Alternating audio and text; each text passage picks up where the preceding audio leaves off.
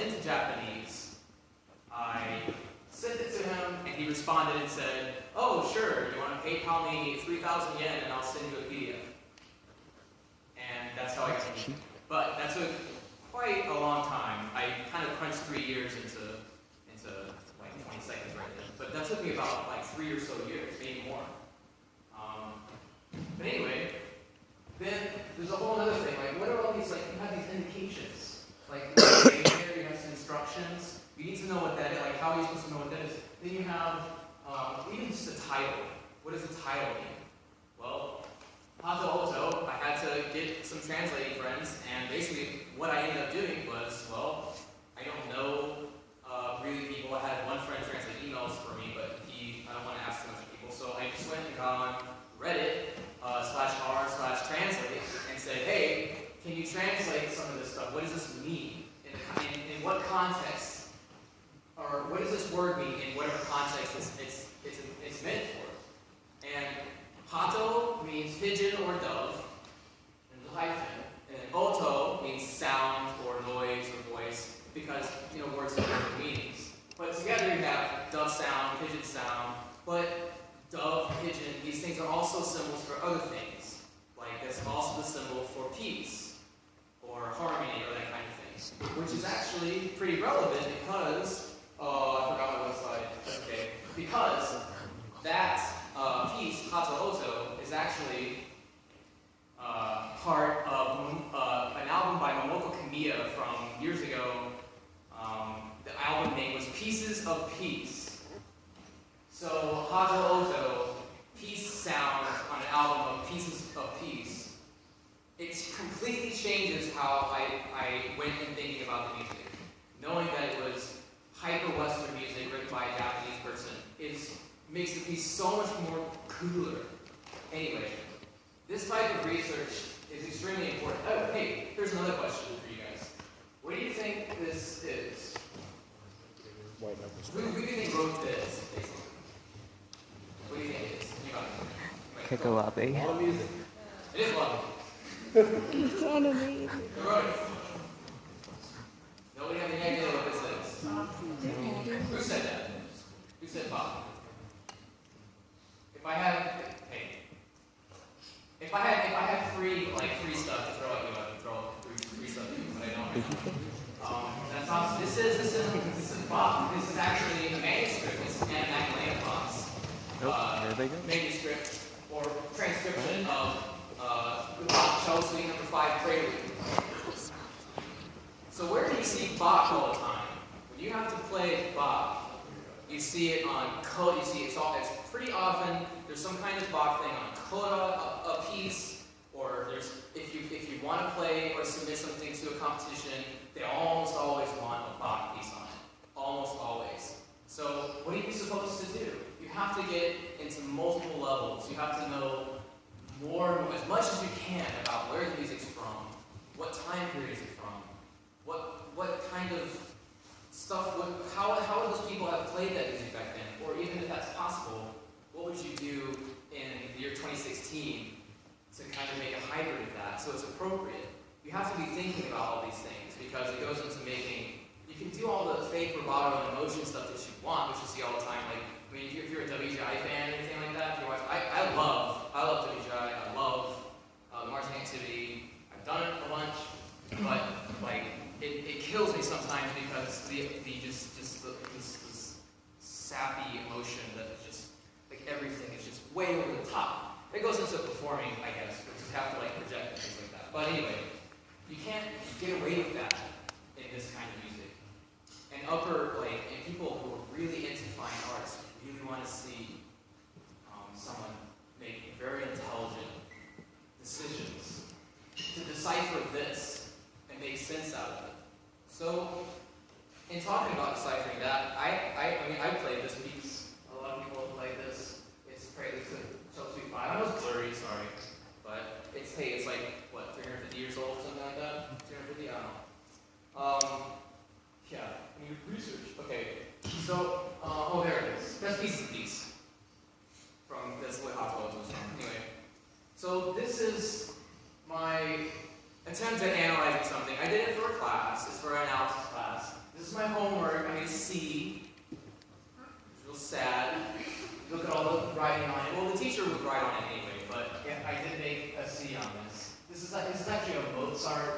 sonata or something like that.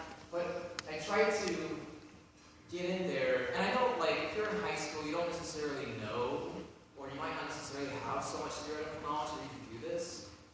And it does take a lot of time, because I'm doing this in a graduate class, a graduate level class for my working on my doctorate. This is an upper level analysis class, and I'm still struggling. It's a constant struggle. Anyway, well, I kept on going with that, and I worked as hard as I could. Kept going.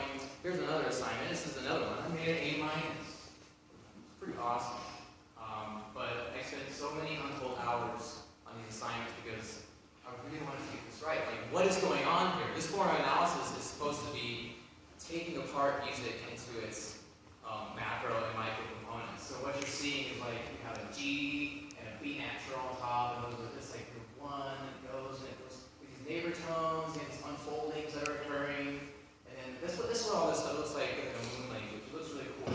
It took so many hours. I actually sent a copy of this to my grandma because I was so proud. I mean, she would be so proud of me. Hey, but that's what I did. Anyway, so that's kind of part one of taking yourself to the next level. And what that really means is, don't wait. If you think you don't have the theoretical knowledge, or you don't understand how chords work, or anything like that, don't be afraid to get in there and try. Googling for 5 minutes and then seeing where that takes you, you have no idea. You can learn so much, and you don't even need a class, you don't even need a private instructor, you can do that yourself. So, in that regards, there's some other things too, and it goes on to kind of the next level. So this was more about the cerebral aspects, like, how much do you know about the music that you're playing? Do you know enough? Do you know enough to actually justify the musical decisions that you make? That's part one. Part two is, of course, how do you make your hands work? Because, like, that piece has, like, all kinds of crazy stuff going on with independence and things like that. But that's just an example of that. How do you get yourself to where you can play this stuff easier or play better? Well, I have this kind of motto. This isn't actually really my motto, but it's eat less and move more, which basically goes to say, if you're a person, or I've tried to do this before too, where, like, if you want to lose weight, if you want to get in shape, if you want to do something, you can buy any kind of machine that you want. You can go to any talk that you want to do, try to get motivated. It might work temporarily, but the number one thing that will always work, I say always, but I say 99.9% of the time, the most consistent thing, eat less and move more. Just move and start playing. If you see somebody playing triple laterals and crazy stuff on a marimba or something somewhere, go home and try to do it, or don't go home. Just leave the room and go, I want to try to do that, and just try to do it. You don't have to wait for somebody to tell you. Now, you don't make bad habits or whatever. Maybe, but just move more. Because most of the time, whenever I see students, because I teach private lessons here, see students come in, and they just, like, they're at the mercy, they're playing music, and they have some passage, and they can't play it. They basically don't have the chops to do it. And I would rather them struggle with, okay, I just don't know the music or whatever. I don't want, the technical limitation is not something that should hold you back. When you can sit home and you can just move. Don't let anything stop you with that. So there are a couple of things that are good for that. And in those lessons that I teach, there are, I'd say, 2 things that come up that people have the most trouble with. And one of them is moving around the marimba, or moving around the keyboard efficiently. Like, if you're going from chord to chord. And if you study method books and things like that, or you just, whatever method that you know, almost always you try to combine motions into, like, one motion. So you play a chord and you move immediately to the next one. That's exactly right. But you have to really, really take that, not to an extreme, but you have to really do it. You understand these concepts, but you have to actually do them. And the only way to do it is to move more. Otherwise, you might end up like this. It's a puzzle.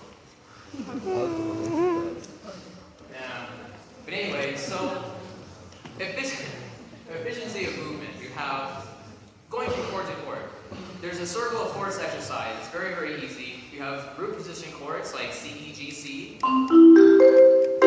Just find your major chord. So if you start on C, what is a fourth above C? F. So C, D, E, F. You go C to F. What's 4 notes up from F? B flat. B flat. Yeah. So you have this shape. What's up from B flat? E flat. E flat. Yeah. We're smart. What's up from E flat? A flat. A flat. Well, we have this. So we have this shape going on here. We had E flat. How much actually has to change for you to play E flat to A flat? It's pretty much nothing. It's almost the same shape. I'm just kind of shifting over in my X horizontal plane. What's after A flat? A, B, C, D flat. Yeah. You got it. Then you have D, E, F, G. G flat. So, what's after G flat? We're in B natural. Sorry. Then you have circle of fourths. What's cool about this, though, is that you have shapes that you make, right? 5 main shapes. You have a straight line for C, F, G, G flat. It's all one straight line. For all the E flat, A flat, D flat, you have this shape, which you have 3 up, 1 down. And it's all one thing. And I'm playing center of the bar on everything, except for the weird ones, which we'll look at in a second. So that's those 3. Then you have the weird ones, which are B flat. You do your best on these, and really it's kind of as close to the edge as you can get. And then I'm still getting center, more or less. Pretty much center of the bar on D and F. And then B natural is the other weird one, which is the inverse of that. So you have those 2 oddballs. And then your naturals, and you have E, A, and D natural. And those are all the reverse of these flats. You were here, then you have this shape. And it's all one straight line with 1 oddball up here. And then all you have to do for this, I barely have to move anything to hit those chords at all. Or I don't have to change the shape. I can just move laterally. Well, how does that work in context? That was a long explanation to show you that if you play this as an exercise,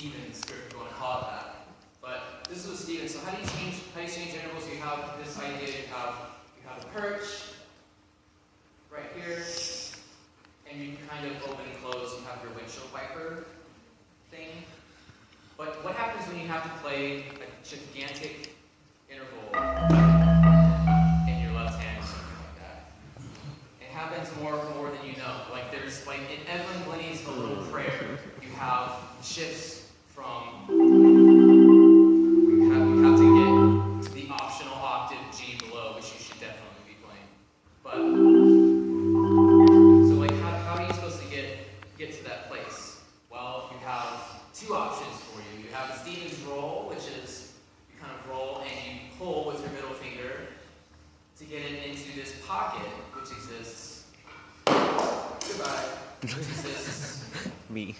Right here, so you have this secondary position here, which allows you to get almost completely flat. And then there's the flick, which you can just do this anytime. Goes with the idea of moving more. You can sit in your classroom and do this with a pencil. You can do whatever. You can flick and catch.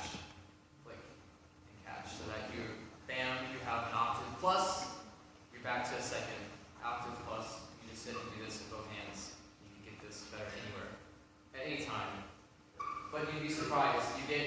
You see people and they struggle and they can't quite get there, and that's okay. But once you argue up, you understand these techniques, you can start moving more, and things will get better for you so much.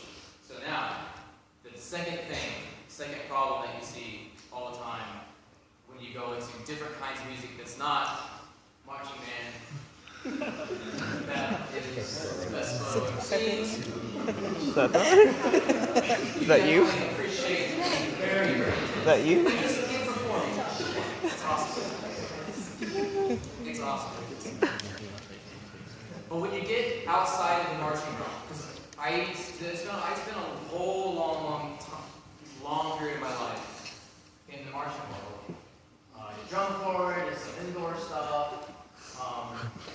But there's one big difference, and the concept of, for instance, of the accent versus the tap, where you have a 16-inch extension of an accent and then a baby tap, which is like 2 inches maybe. It depends on how you want to define it. So you're sitting here doing this. And then therefore every percussionist who gets to college, their concept of accent tap is still this. And they don't realize that once you're not in that world, you're in this world of other more expressive music. Actually, it's a whole new world.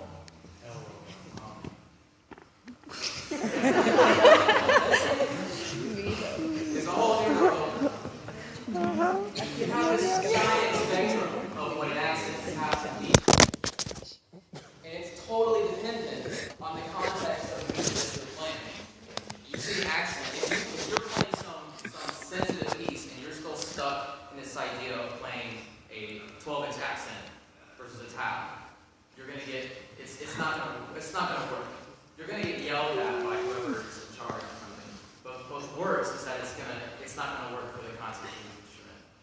And unless you are already starting to break away from that, or you have people around you who are introducing that to you, I hope that you do. But there's this really vast world out there for you. Moving more.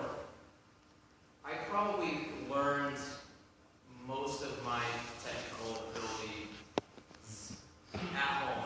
I would go to school, I go to marching band rehearsal or whatever, and I come home and I sit on the couch and watch Dragon Ball Z, and I would work on whatever. I would sit and do the windshield wiper. And if you're a beginner and you're trying to get started and you don't know what to do and it just won't work for you, that is my suggestion. Do not give up. Continue. Go home or wherever you can go. Be like, I want to do this. It doesn't feel right. The only way it gets better is if you try. You have to keep moving more. And probably the biggest problem, like I've been saying, is that people get into college or they get onwards, and their technical and musical capabilities are limiting their upper capacity for performance, and they're not able to do what the music demands of them. They're at the mercy of the music instead of the music being at their mercy. It should be flipped. So yeah, it's a whole new world. Princess Jasmine. Move more. We have this. If you move more, you will succeed. The problem is people go home, people just like they have a lesson and they get assigned a piece of music like C fractions or something like that, or just an exercise, and they feel like they're not connected to it, or some people have that problem. But if you're able to continue, go home, take these concepts, don't worry, have an idea of what you want to do, have a vision for why you're playing percussion in general. You've got to have this idea of where you see yourself. Or I find this awesome piece like Land or something, or any of the new Trevino stuff coming out, or the Kiko stuff, it's like really cool. If you want to play some of that, it requires you to learn new skills. And if you wait for your lessons instructor or somebody, or just to magically learn it, it's never going to happen. Just go home and Google it, or watch the guy in the video, or whatever, and just do it. There aren't any rules. I mean, there are rules that you can find in method books, but I mean, those are just suggestions. You don't have to abide by everything. Just do it. Just keep moving, move more. And that's all I have to tell you. That's actually my alarm to tell you to get out of here. So, worked perfectly. Thanks very much for your attention.